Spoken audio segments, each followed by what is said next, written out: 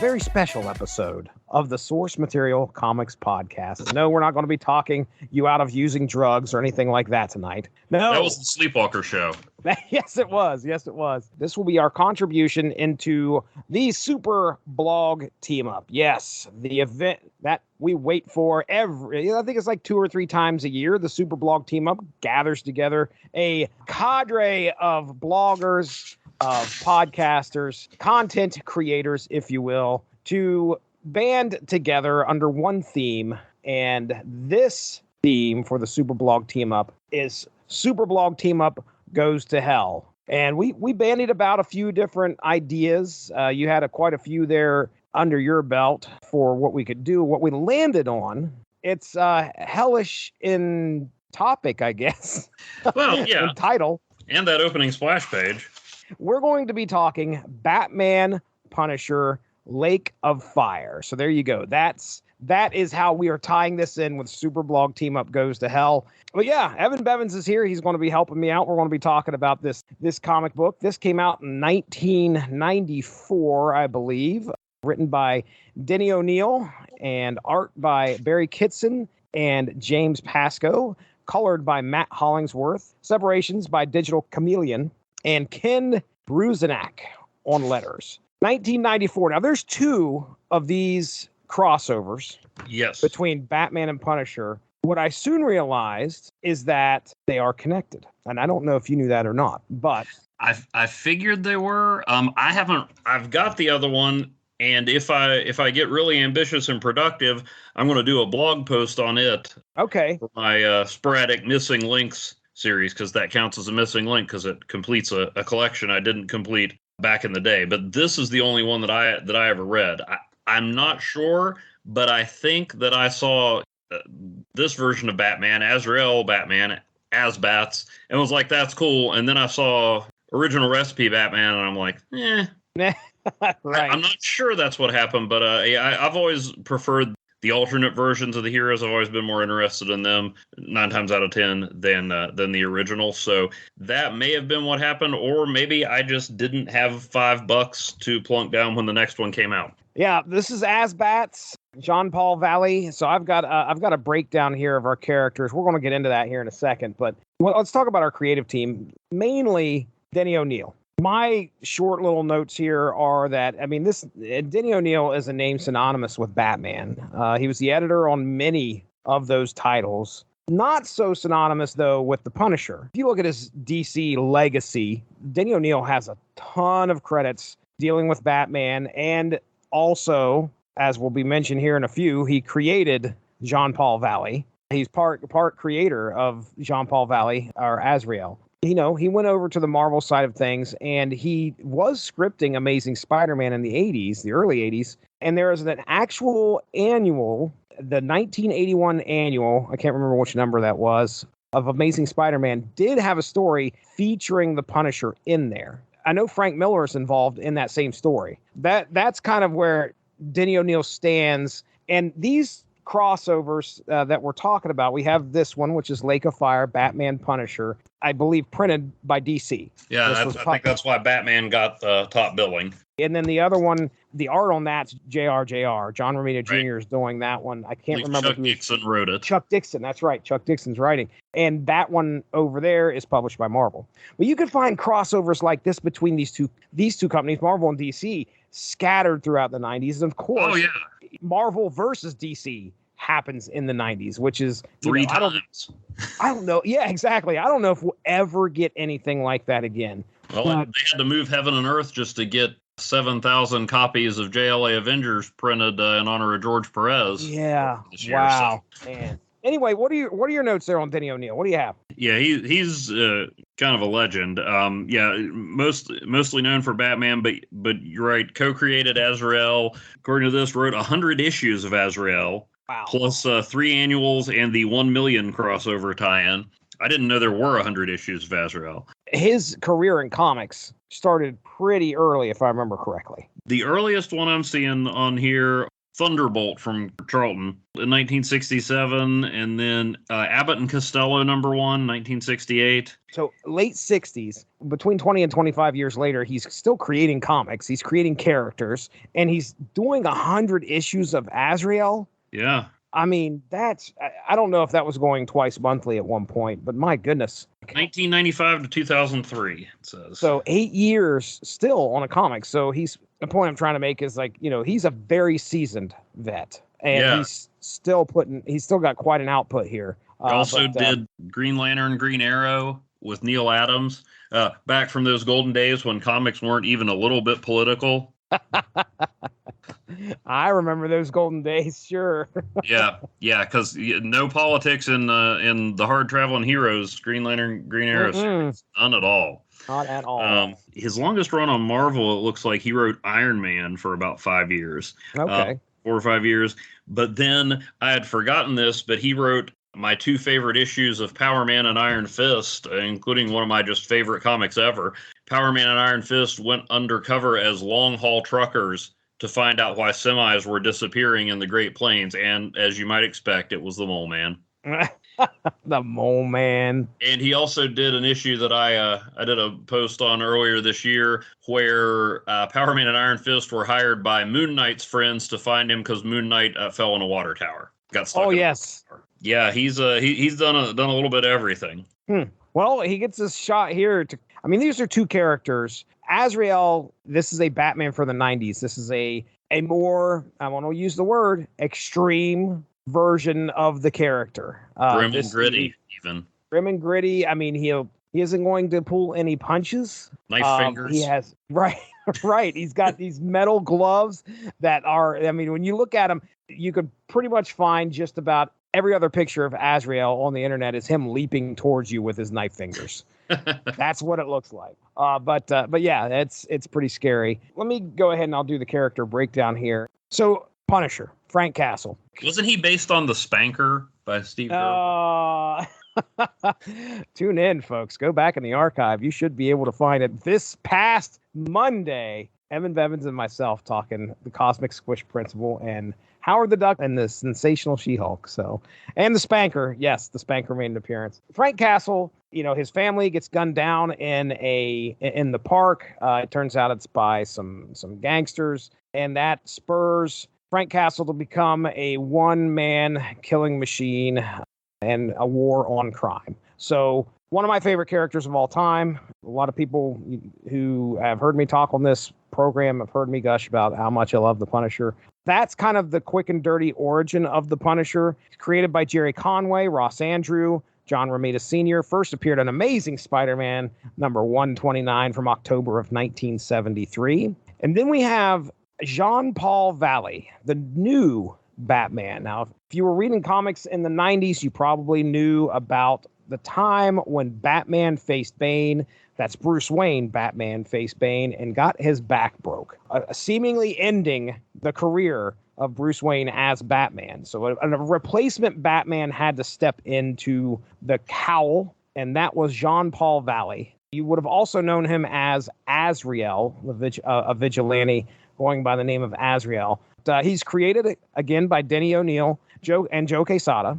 First appeared in Batman, Sword of Azrael #1 from October of 1992. And I was just looking this up. Batman Nightfall, that occurs in 93s. Azrael's been around for about a year, maybe not even a year, at the time they decide to start doing the Nightfall storyline. You said you read Sword of Azrael, so can you kind of give us an idea who Azrael is?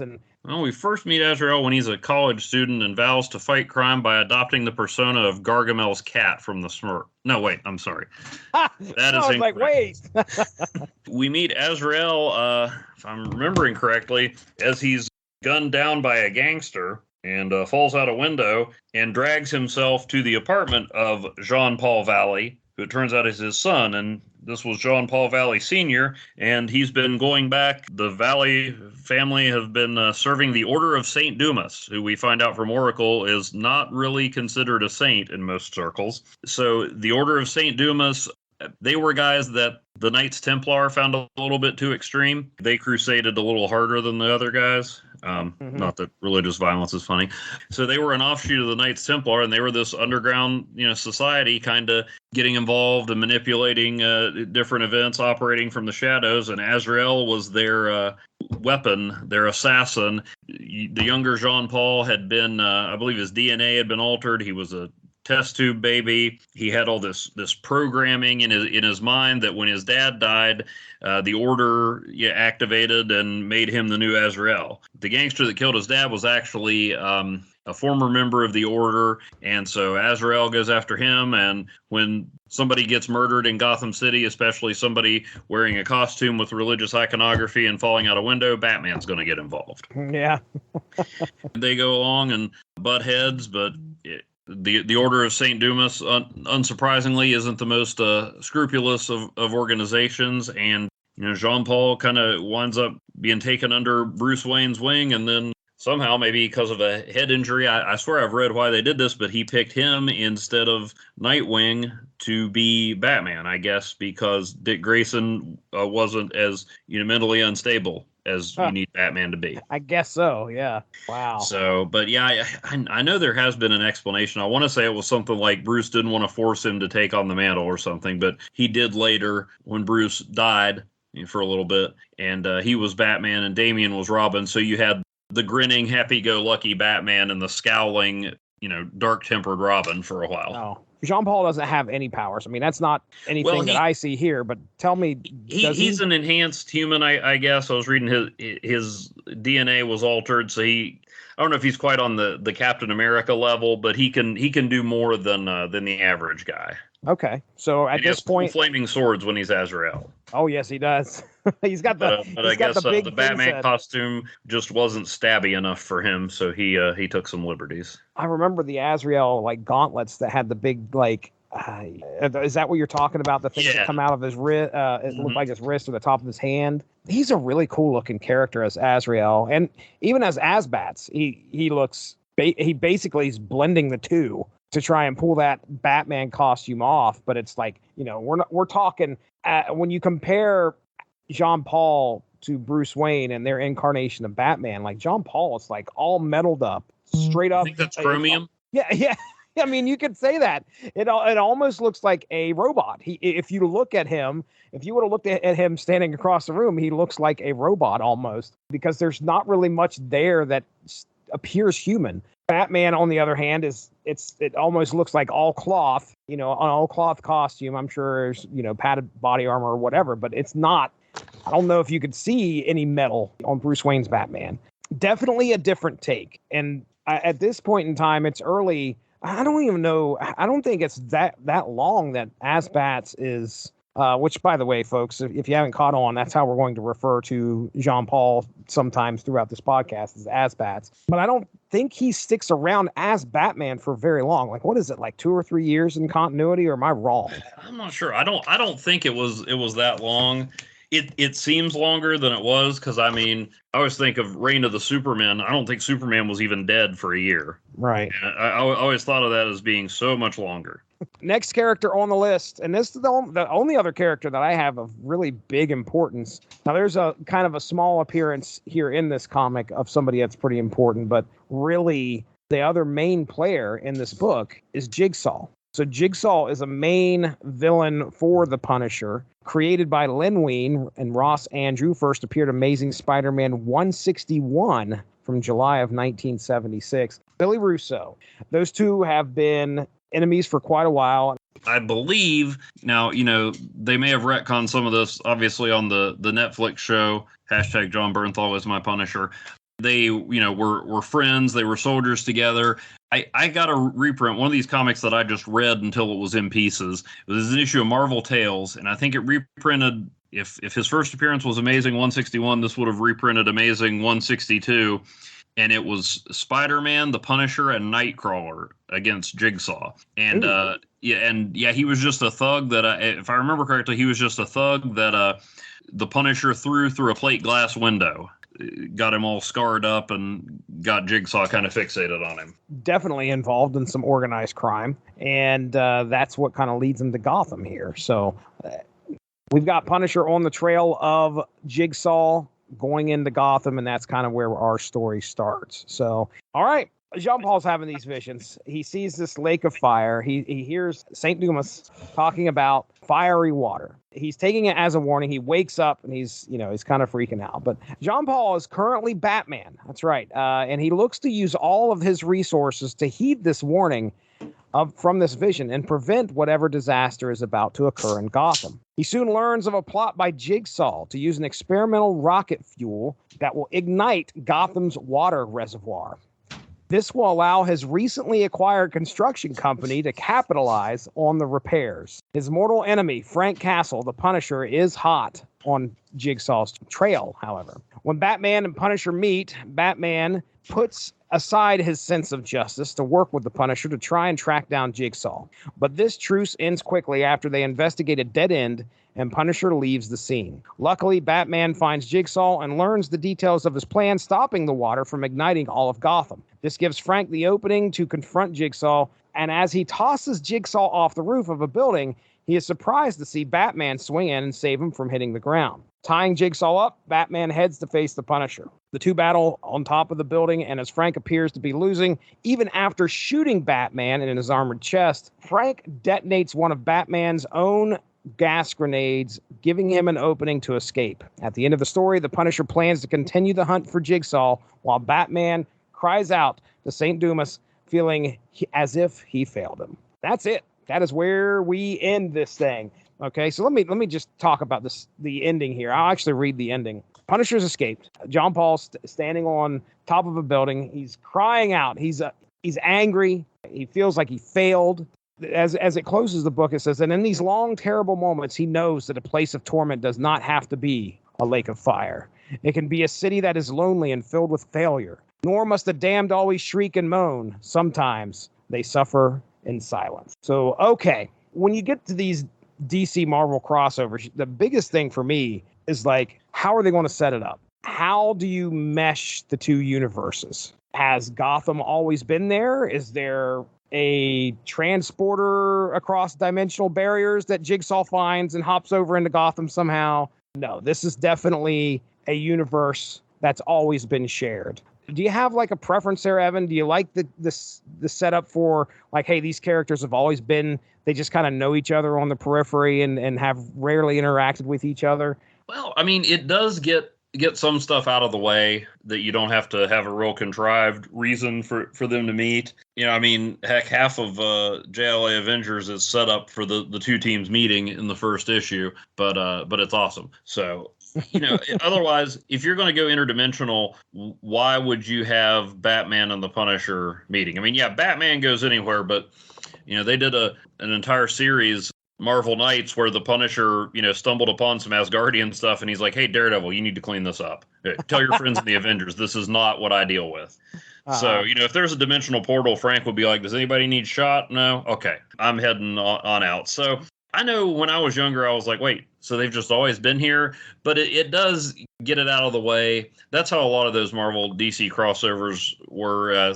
Superman and the Hulk was like that. Spider-Man and Batman, Daredevil, Batman. A lot of them just assumed that shared universe. If you are really, really picky about continuity, like me, you can say, well, this must have been like right before or right after Marvel versus DC, where the worlds were kind of merging. And so, yeah.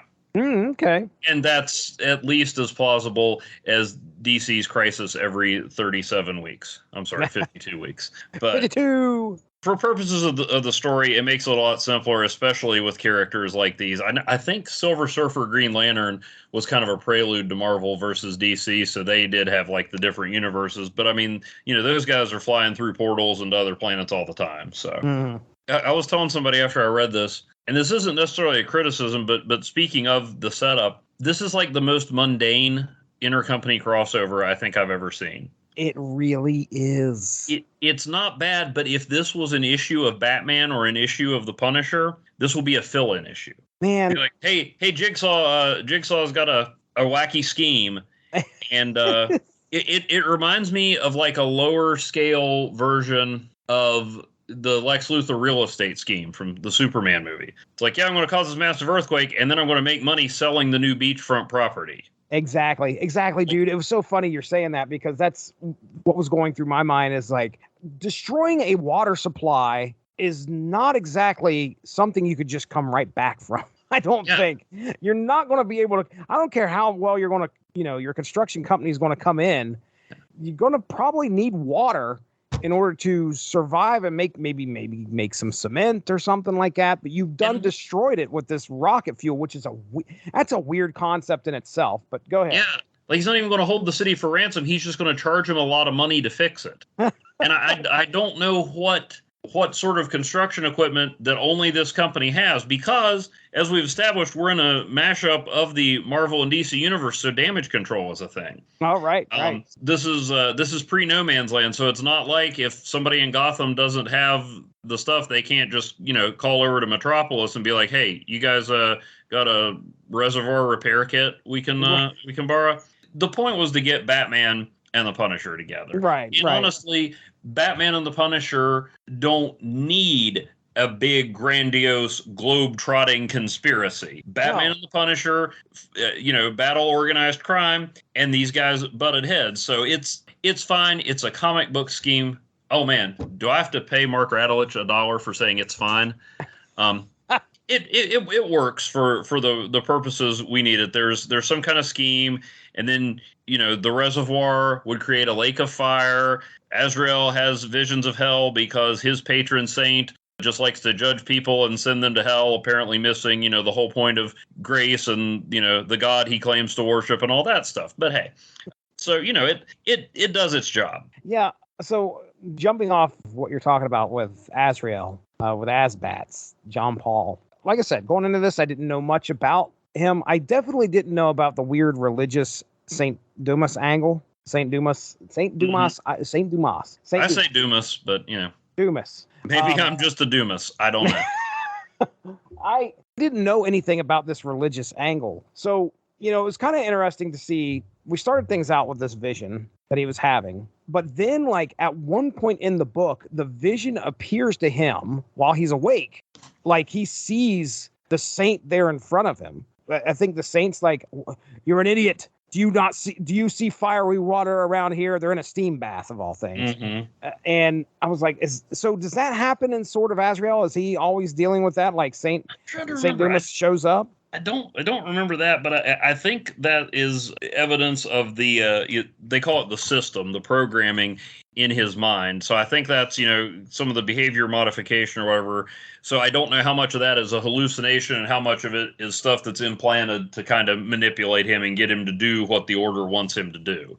And he's kind of trying to rebel against that, but clearly it's not working. My second note, which kind of ties in with that, is like, as you're reading this story, Frank has thought boxes. They're not thought bubbles. They've kind of, I think, gone away from thought bubbles at this point in time. But when Frank's inner monologue is going, you have some thought boxes up there. It's written in a different font, which is great. You know exactly if you're reading Frank's thoughts or if you're reading John Paul's thoughts. Oh, wait a second. You're not going to read John Paul's thoughts because, number one, this guy talks out loud to himself throughout the whole book. And if you look at it, I don't think there is one thought box for Azrael, which makes total sense now because he is off his rocker. He definitely strikes me as the guy who would talk to himself. Like, he is just going through and talking about stuff. And Frank's the only one that kind of keeps quiet and talks, it's all in his head. But Azbats just lets it go. He's always talking out loud. And I honestly believe that is on purpose. Yeah. Because that separates the mindset of John Paul Valley and Frank. Yeah, obviously, you've read a lot more Punisher than I have. I always say I tend to like seeing the Punisher played off of other heroes, where he kind of challenges what they do. Although I was trying to remember because I knew Azbats was rougher than Batman. So I couldn't remember how they played off of each other. But first of all, it's not often that there's a team up and Frank Castle is the easygoing one. You usually you're like, okay, Frank, that guy just, cut you off in traffic. You don't need to shoot him. Right, put your gun away. Frank Castle's like the reasonable guy. Yeah. What I wanted to ask you about that inner monologue, he sounds like a detective in an old film noir. Is that how he sounded like back in the 90s, or is this just Denny O'Neil's take on him? Because that is not what I think of with the Punisher making these wisecracks and stuff like that. But I didn't read a lot of Punisher at that point, so I don't know. We actually just got done. It hasn't aired yet, but Dean and Derry and I did Punisher Euro Hit, which came out in 92, if I remember correctly. It was 7-part series. This didn't feel that different from what we got in there. So when you're reading the Punisher War Journal and Frank is making his entry in the War Journal, that's kind of what this put me in the mind of. And if you look at it, it looks like the inner dialogue boxes are almost like pieces of paper that are ripped. None of it seemed out of place for me. I'll just put it that way. It's probably the easiest way for me to say it. Nothing that took me out of this like Denny O'Neil didn't know what he was doing. Yeah. Well, like he walks into the bar and says he's looking for help, and the guy goes, "Do I look like a bleeding heart?" And he goes, "No, more like a bleeding armpit." What? I just got all these Punisherisms. I don't know if this was in the days of the comics code, but maybe that was the most insulting, disgusting part of the anatomy they thought they could get away with. Well, I mean, you have the part where the nun takes him down with the poisoned holy water. He's like, "I'm seeing triple, and there's a hot coal in the center of my brain." But or you've got where they go into to the Russian baths. It's not as if Frank Castle doesn't know how to interrogate people, but they go in, they're looking for ex-KGB people, and Frank's like, "Hey, any of you guys spies?" Right. The Jeff Foxworthy bit about security at the Atlanta airport. "You boys ain't terrorists, are you?" Then he sees Batman reach into his utility belt, and he says, "He's got more pockets than a pool hall." You're right. Some of the stuff that he says is very much a noir detective feel. Part of me wants to see John Bernthal delivering these lines on Disney Plus. I really do. "I take a hit in the arm as I'm pitching my blade. I aim for his heart. I miss. Dumb move number 2. I take a second to watch myself bleed." He ain't got time to bleed. He ain't got no time to bleed. Well, what's funny? Because my next note is John Paul Valley, not the world's greatest detective. No. He is a work in progress. He struggles throughout this thing, kind of like he sits there and he's like, "Oh, what do I got to do?" And he's like, "Oh, that's right. I got like the internet at home. Maybe I should go check it out, because I got an internet in the Batcave that I could actually look at." Yeah. It's such a different Batman. I mean, this is one that is definitely for the 90s. He's the one that's going to beat the information out of somebody, very much like the Punisher. So I can see why, teaming these two up are actually a really, it's a really good idea, or at least a great concept, in my opinion. And of course, Denny O'Neil, the guy who knows Azrael Batman better than anybody at that point, would do that. But they didn't take it out, even though it's obviously not in continuity. They put it in with what was going on, instead of just saying, "Well, hey, this is our shot to get Frank Castle and Bruce Wayne together. Forget Azrael." So that was a cool choice. And then they wrote him where he was. Like I said, it's not part of the continuity, but it's in fitting with what was going on at the time, where he is this inexperienced Batman who's struggling to live up to the legacy and all that stuff. So he's almost got to be more skilled combatant than Frank Castle, but Frank is experienced, and that's why he's able to come out on top. So it's as simple as some aspects of it are, that they do some cool things playing the characters off of each other. My next little subject was Batman versus the Punisher. I mean, we actually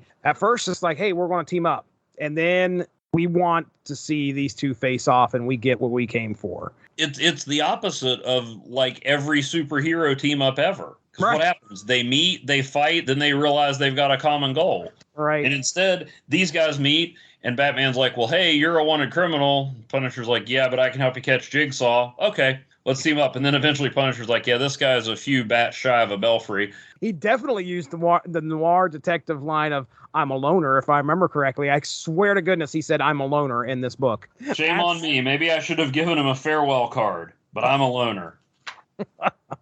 It doesn't show it specifically, but that was when Azrael was having his freak out yelling at St. Dumas, and I just imagine the Punisher going, "Yeah, okay, I'm I'm good here. Time to cut ties with this guy." Yeah. Ooh, yeah. Now, at one point reading this, I'm like, so So we've got Batman, who has, arguably the greatest rogues gallery in comics. And I know this is a different Batman. Right. But still, you're in Gotham City. Jigsaw is like Punisher's arch enemy more out of default. Maybe because he keeps killing everybody he fights. I don't know. But so you've got, all of Gotham City's rogues to choose from. And our villain is Jigsaw and some organized crime guys. Yeah, and it's not even like Rupert Thorne or Carmine Falcone or or the Penguin, for crying out loud. It's just Reimer and Tony Bresci or whatever. And which, by the way, I did not look up either of those to see if they had a storied history in Batman. I don't know if you know off the top of your head. You ever heard of either of those people? I have not. There was a line, and I remember this line. It's probably been. It's been 20 plus years since I read this. So, but when I read it, I remembered it where Punisher's got the gun to Jigsaw's head, and he's like, "I'd ask who you were talking to, Jigsaw, if I cared. Maybe you ought to. I got real interesting friends." And then and now I flash back to Bugs Bunny with the big orange hairy monster talking about monsters are such interesting people. I don't know why. I just searched for Reimer on the DC fandom database, and the only thing, and the first result is Batman Punisher Lake of Fire. Oh yeah, hey, Tony Bresci. Tony Bresci was a guy. Yes, he was. He was a dude, and he got around.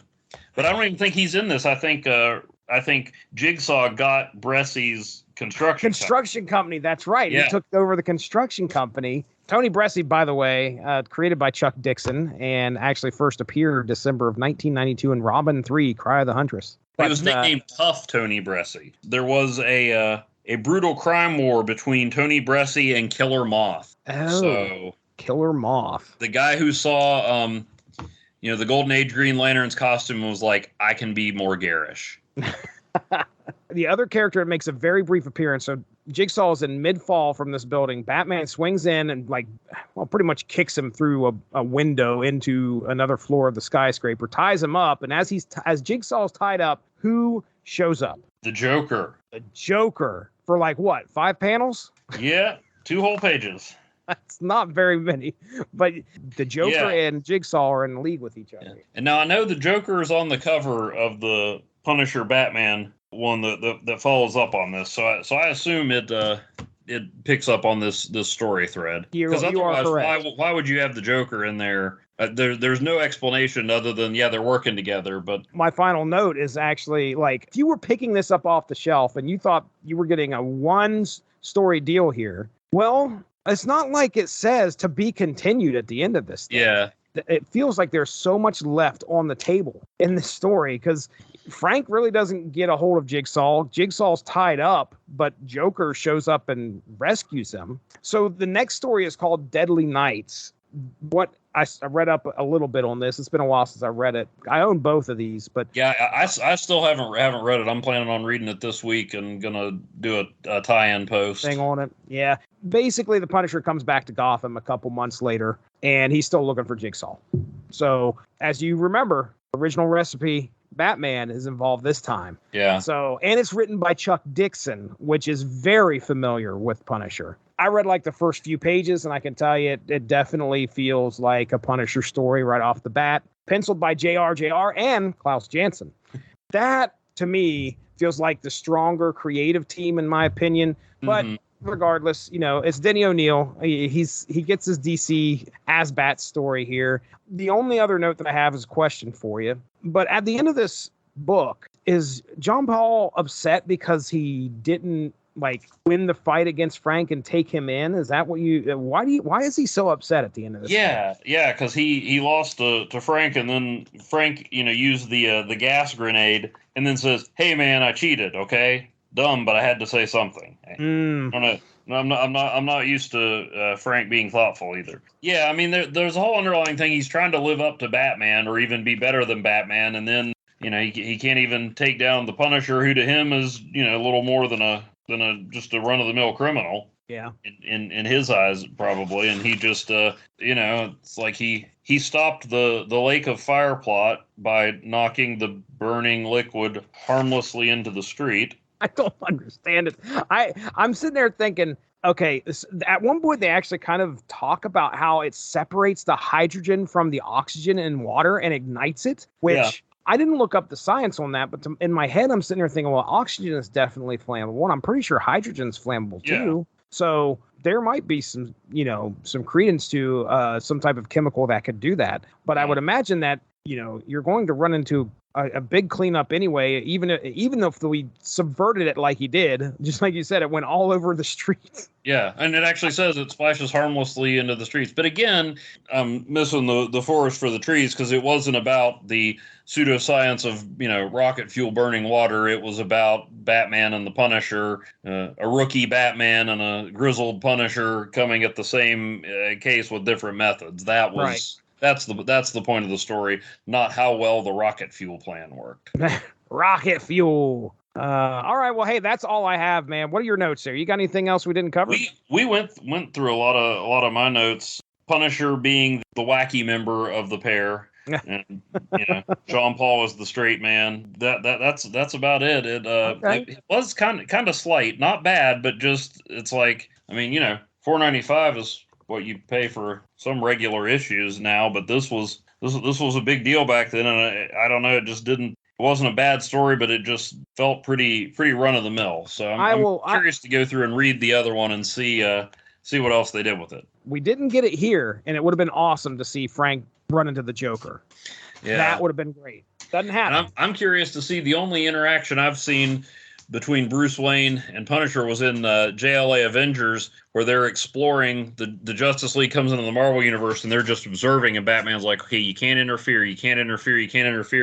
And then he sees the Punisher shooting some criminals, and he just gets this scowl on his face and goes after him. I'm just kind of bruising through the book just to see if there's any other thing that sticks out to me. Punisher gets to ride in the Batmobile, if I remember correctly, and he was kind of impressed. Yeah, I remember in the Batman-Spider-Man crossover, Spider-Man made a big deal about riding in the Batmobile. But my favorite Marvel character in the Batmobile is when, in Marvel vs. DC, when Gambit and Wolverine found themselves in Gotham, and Gambit carjacks the Batmobile. Does Frank kill anybody in this? I don't think so. I mean, we get the gas... He tries to kill Jigsaw. He tries to kill Jigsaw. I mean, he shows up at the bar. He lays some dudes out. He points a gun at a guy, but he doesn't shoot him. And wow, you talk about... I didn't even write this down. I forgot all about this. But when he's got the guy at the bar, and Frank randomly grabs the piece of paper because the guy is trying to hide. Yeah. And it's like I can't remember if it has a list or it has something on there that is like essential to the Punisher trying to figure out a clue that's going on in this thing. And I'm like, he didn't even know what he was getting a hold of at the time. And it's like so important. But I don't know if he kills anybody. Go ahead. Yeah, no, I don't think he does. I do think we mentioned briefly, because you said it always seems like Azbats is jumping towards you. That is a nice cover. Oh, yeah. It's not super dramatic or anything, but it's just, it just sums up both characters. It does. It's just very effective. I mean, it's not one of those iconic covers you're going to see homaged all the time. You tell me a better cover you could have come up with for these characters. Right. Yeah, it's got probably the glass window, the fire for Lake of Fire. I mean, it's a good cover. Some of these artists probably were just so they were in. I'll use a phrase from Appalachia. They were probably in hog heaven when they were told, "Hey, do you want to do a cover for these two characters that have never crossed paths before because they're from two different companies?" Kitson and Pascoe did the cover. I'm sure they loved the fact that they're the ones. There are so few published pieces of art that feature two characters from two different comic book universes coming together. It's very rare. I've always talked about how much I love crossovers because it's such you see stuff like this happen, and it's a neat way to watch somebody try to weave a tale that brings these two characters together.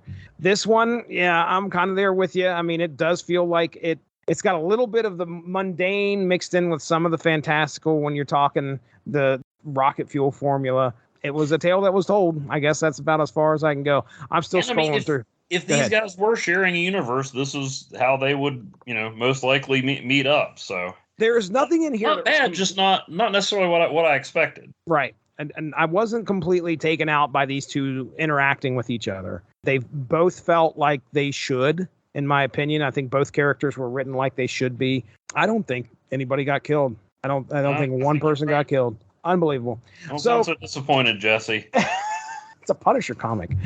Let me know. I can tell you the first I guess in that way, Azrael did win. They make up for it in the first 2 pages of the next comic. Get ready. I think Chuck Dixon was like, okay, look, you guys missed something pretty critical. I'm going to drop all the bodies you guys failed to. There's people laying in puddles of blood everywhere. It's beautiful. All right, man, we did it. We talked about it. We did the coverage of Batman Punisher Lake of Fire right here for the Super Blog team up. All right, Evan Bevins, why don't you go ahead and start us out here, man? You have a blog that you do. You do some other podcasts too. Why don't you go ahead and let everybody know where people can find you? You can find my writing at *51.blogspot.com, where hopefully I will have the follow-up on Punisher Batman in the not-too-distant future. But right now, you can hear about the time I taught a Sunday school lesson using a clip from Hellboy, and whether that aged well. I cannot wait. Read about that. So, like I said, I'll have the Punisher Batman follow-up, and then I'll get back to my regularly scheduled programming of going through Secret Defenders, which had your boy Frank Castle hanging out with Namorita and Sleepwalker on the trail of a supernatural serial killer named Roadkill. Nice. So that was a ways back. Now we're into the era where Dr. Druid is in charge of the Secret Defenders, and it's not really going well. I mean, for Dr. Druid, the stories are fine, and that's the point, that he's not so good at this. Yeah, so we got that. I do a feature called Dollar Tree Cinema, because if I didn't write about all the movies I buy at Dollar Tree, it would just be hoarding. And so I found one with Aldous Hodge, who's now appearing in Black Adam as Hawkman. Right. And so found a true story he was in, and this movie is called Brian Banks. True story about a guy who was a rising football star and got sent to prison for something he did not do. It's pretty good. And yeah, Hodge is an excellent actor. So that's the kind of stuff I write about. Coming up soon, I'll be doing another episode of The Brave and the Bob with our mutual friend Billy over on Monsters and Magazines. We go through some of the crazy issues with Brave and the Bold, written by Bob Haney. Just some great, crazy, fun comic book stuff in there. I mean, he's had me on a couple times, but he has a lot of great guests on there, and those were always a blast to listen to. Yes. Let's just start out with the Superblog team up, okay? This, like I said, is our entry into the Superblog team up Goes to Hell, of devils, demons, hell, and hellscapes, of heroes and villains, and maybe even hot stuff. That's right. There was some hot stuff in here. We had the Lake of Fire.